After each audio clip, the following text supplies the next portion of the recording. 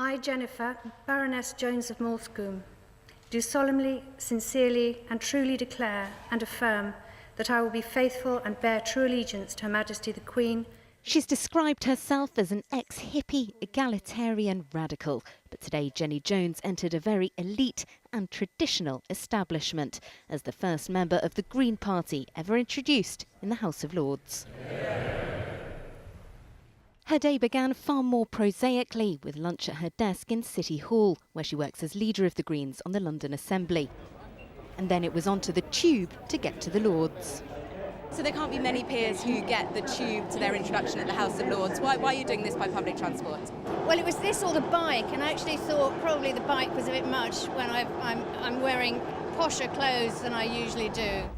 At the gates of Parliament, a warm welcome from crossbench peer Tanny Gray-Thompson, and then it's time for the ceremony itself. Wearing fake fur instead of ermine, but having to put up with all the other traditions. I did say to everybody, I'd really prefer it if you called me Jenny, but apparently they won't, and they're not allowed to. And coming from the London Assembly, where everybody calls me Jenny, security staff, catering staff, everybody, it is quite strange to be milady to everybody. In 2016, Jenny plans to give up her seat on the London Assembly to focus full-time on the Lords. That is, if she hasn't managed to abolish it first. It is Green Party policy to replace the House of Lords with a fully elected upper chamber. How does it feel becoming part of an institution that you don't entirely believe in?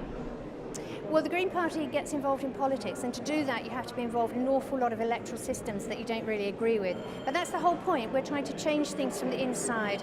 And here now I can speak out and say that we should really have an elected chamber and not an appointed one. I think it would be healthier for democracy. So you're almost in it to abolish it? A turkey voting for Christmas.